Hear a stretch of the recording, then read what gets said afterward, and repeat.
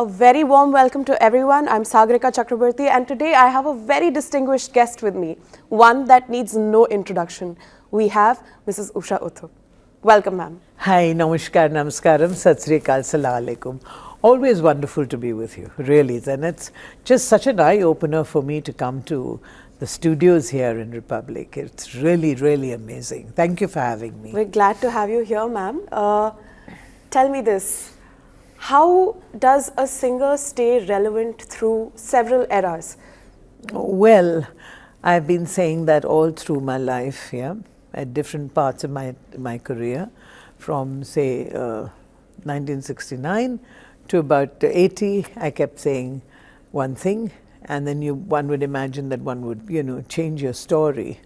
But though I believe that change is 100% inevitable, one has to change all the time to be relevant. And I think that's what I do.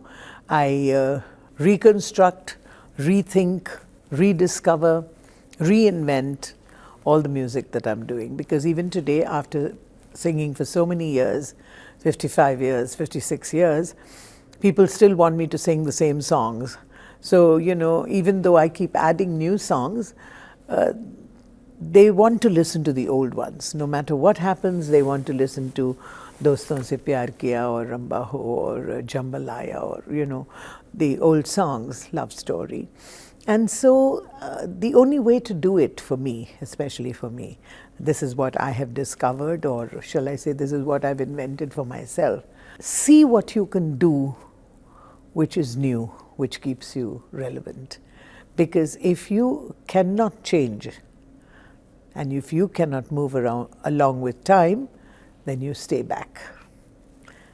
I would want to ask you something. You said that you keep reinventing yourself, and we've all seen that in the form of, a Skyfall or you doing renditions of Taylor Swift songs, and we love that. So whenever you go to perform live, which ones are the songs that are requested more? Are they the ones that are your own songs, or, do we get a request for a Skyfall every now and then? We have to be very clear on this, especially when you're talking to me, because I believe that every song belongs to you and belongs to me. Anything that's out in the universe belongs to you and belongs to me. Talk about things like royalty and all that, that comes totally for me. After about 1 to 1,000, then you can talk about royalty. But all my songs are my songs.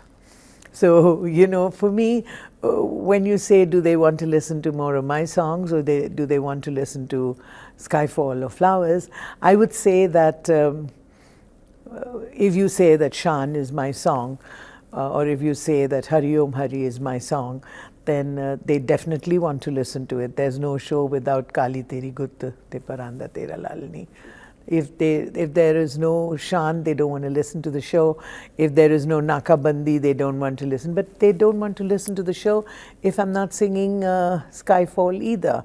So you see, it's how much you make the song your own. And I do believe 100% that the song is much bigger than the singer. But they know, but to answer your question precisely, whether people want to listen to my songs, if it is my song, then or somebody else's song, it really doesn't matter. They love to listen to whatever is in their heart and whatever they can recall as a good memory. And I think that's what it's all about. Most importantly, I think they want to hear your rendition of yes, a certain or my song. version, yes. Yeah. My version and my interpretation. Yeah. And that is so very important, because if I'm singing somebody else's song, like say for example, if I was singing Hame Tumse Pyar Kitna, I just picked a song randomly, I didn't even know what I was going to say. For me, every line would probably mean something totally different from what the director had thought of in the movie. Okay, because all our Hindi songs are all taken from the movies, right? And it's always the director or the storyteller or the script writer who's written the whole scene out. So, Do Lafzon Ki, whatever, if you were singing that song, it means something totally different in the film. But when I'm singing a song like Hame Tumse Pyar Kitna, I'm singing it like it's happening to me. I'm living the song myself. And so I would say it's my song.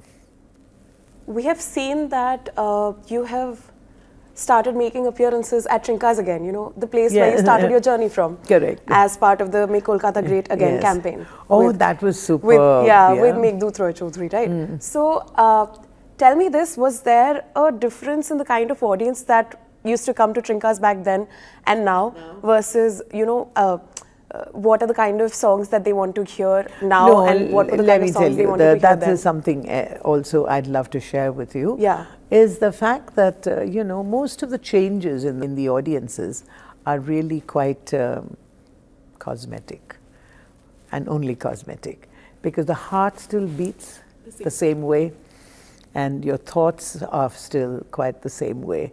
You would probably cry if I sang a particular song. You would laugh if I was singing another song. And you would join me in singing if I said that the first line is mine, second line is yours.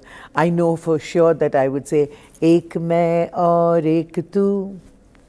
Dono mile is tarah. So you see, the connection or the connect is always there. So I feel that when I go to Trinkas or revisit any place like that where I've been singing for so long, the people who come naturally are much younger now, and so that would be an age connect. But as far as I'm concerned, there is no boundaries of age at all. In fact, I don't believe in age. I believe in age as a, if we talked about it clinically, yes, I do believe in age, and I do believe that there are certain things you could do when you were this age and that age and the other age. But as far as music and as far as people coming into Trinkas to listen to me, it's totally different. It's totally different because in the olden days, they were listening to Those Were the Days or Fever or Killing Me Softly, or they would probably listen to me singing Jodi Tor Dak Shune Keu Na, or they would listen to Purano She Diner Katha. They're still listening to the same songs.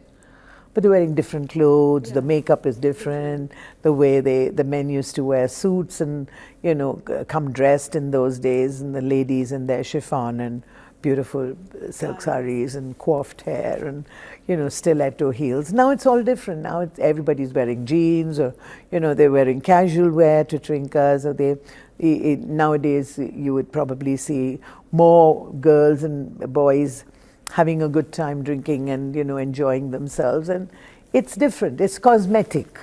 Yeah. It's not a huge change like that. So the essence has not changed? No, of course not. And it'll never change. It'll never change as long as you don't want it to change. So though, I mean, it would be contrary, no, to say that some things never change. But unless there is change, there is no proof of life.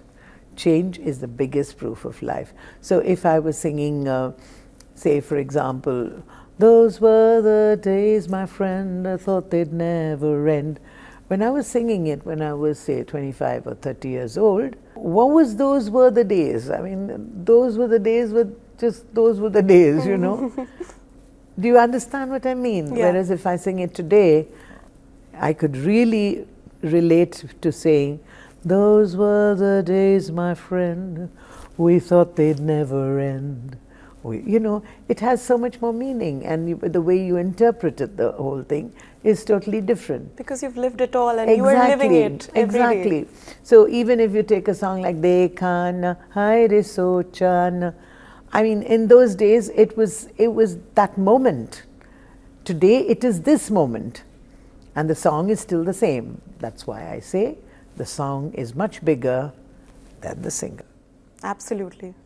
Totally agree with that. You are essentially an artist who has created a mark in the industry, in the sense that you've created a legacy for singers, for female singers especially, who, you know, operate out of a lower pitched voice bracket. Yes. And that is not essentially the norm, or the norm that was portrayed to be the norm in Bollywood. Of course not. It was never the norm. And you entered the world of playback, and you made not just a mark, but I would rather call it a dent in the industry.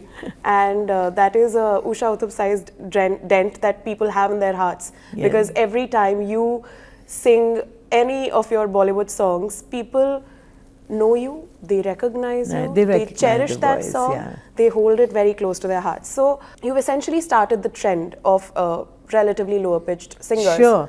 But that was nothing great. I mean, I didn't consider it anything great. It was something that happened to me in school when they thought that my voice didn't fit somewhere.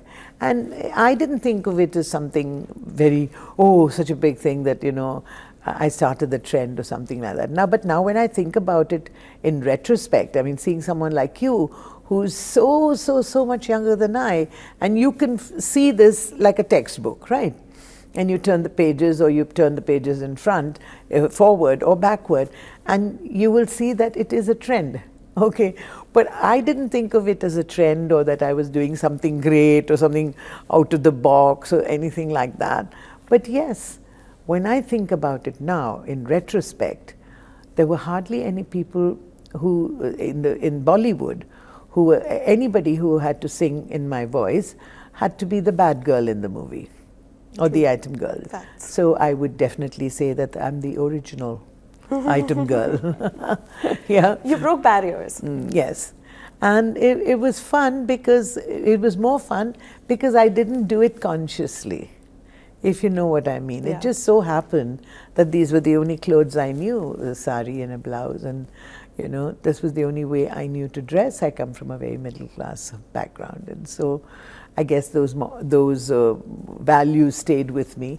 And though there were people like Reshma, there were people like Begum Akhtarji, there are so many people who had low voices.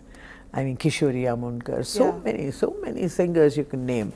So, but definitely in Bollywood, if Meena Kumari sang a song, then it had to be the voice of Lataji Mangeshkar. Of course. That was the But norm. we cannot, I think, deny the fact that you have created not just a style and an identity for yourself, but you've also paved the way for a lot of singers. So many singers. A lot of singers who want to are sing. doing really well. Yeah. Because they've really picked the essence of and matched their voices, you know, and it's really good. Because I have never thought of it as something terribly different, because in the West, in the Western world, and I started off, remember, as a nightclub singer, singing Western songs, which I heard on the radio. So for me, it was nothing out of the ordinary, because I was singing like their voices. Yeah. Like in the Western world, almost it would be the norm to have my kind of voice, and abnormal to have Lataji Mangeshkar's kind of voice. True. So it's just ulta. I never thought of it as anything great. You have an amazing sense of style, and it does not just reflect in your singing, but it also reflects in the way you dress. Thank you. In your bindi, in your accessories, in your earrings, everything.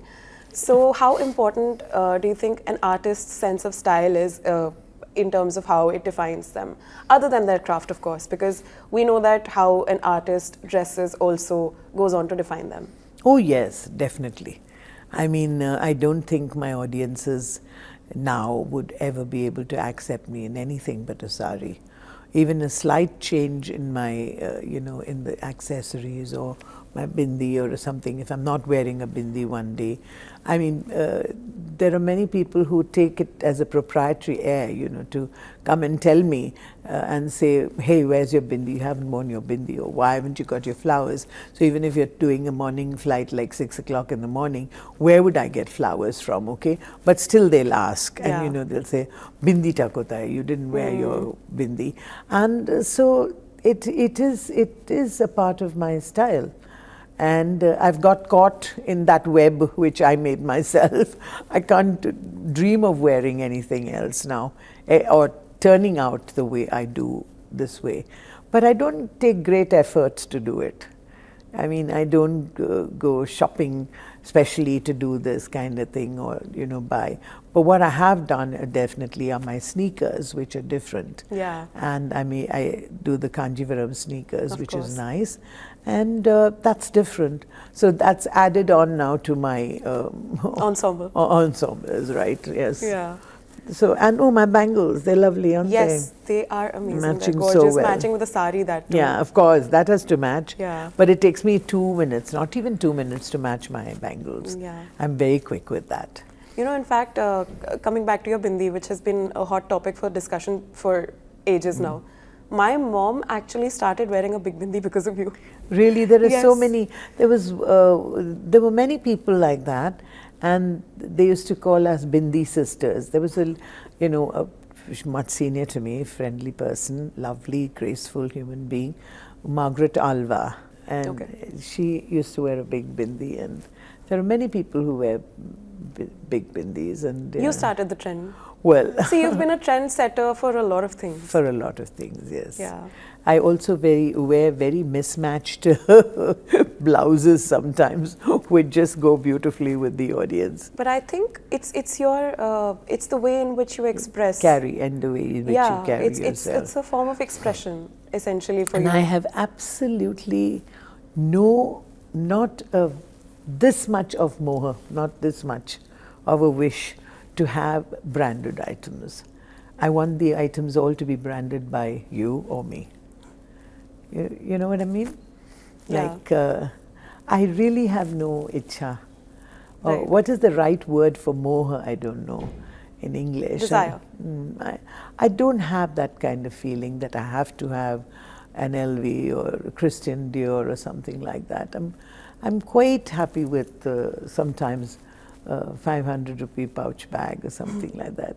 And people make fun of it and then finally realize how convenient it is and use it themselves. It's sustainable also, and it's a different level Yes. of cool altogether, which I And think. I also think fashion is all about consistency, Yeah, constancy, yeah. and comfort. Oh, the 3 C's: consistency, constancy, and comfort. Comfort. Of course. Yeah, so you've got to be comfortable in your own skin, and people used to think, how could you be? But there are times, to be honest, there are times I have felt, why do I have to wear this Kanjivaram sari now? That kind of thing. Because sometimes it works out heavy, sometimes it doesn't. But no, I wouldn't change it for anything. What is the one word of advice that you would like to give to young girls who think that they're not cut out for the industry, given that they have low-pitched voices? Because I personally know a lot of people who do not. You have a low voice. The other lady also who was announcing, the anchor, Yeah. one of the anchors, Yes. with the purplish sari and Yes. what's her name? I don't know. She should be very good. I wouldn't. And I've not most seen of her. them have very low-pitched voices, and it's lovely. And I think my one advice would be is to hang in there and believe in yourself. Yeah, if it could happen, or if it could be good for someone like me, it has to be so much better for you because you've got everything on your side. Thank you. With that, there's one last request that just came in a little while ago. If you could sing 2 lines of Ramba Ho or any other song that you would prefer. Because it's not possible that we've brought you up here and let you go without singing something. Okay, but there are so many songs, and I sometimes wonder if if people have something else in their mind as well, it would be so marvelous. But as I said, retro is where it's at. So I would say that definitely I would love to sing a line of, I don't know if you've seen the Amitabh Bachchan movie and myself in that scene where we go, acted in 1969 with Aruna Irani. Oh. Yeah, and there was a lovely song in that which he mouths as well. It says, but it's in English, okay. It's an R.D. Burman music, but the song is by Jose Feliciano, and it goes like this. Listen to the pouring rain, listen to it pour. And with every drop of rain, you know I love you more. Let it rain all night long. Let my love for you grow strong. As long as we're together, who cares about the weather? Listen to the pouring rain, listen to it pour. And just for you, I would say, Ramba ho, ho, ho, ho. Main gaun, tum nacho. Jitni tum pyar se ji loge, utni hi zindagi. What philosophy there is. Absolutely. Jitni tum pyar se ji loge, utni hi zindagi. I think आपने बहुत जी है, which is why you're able to live these lines Yes. through your own All music. the time. Thank you so much for having this conversation with us, ma'am. Thank you ever Thank so you. much.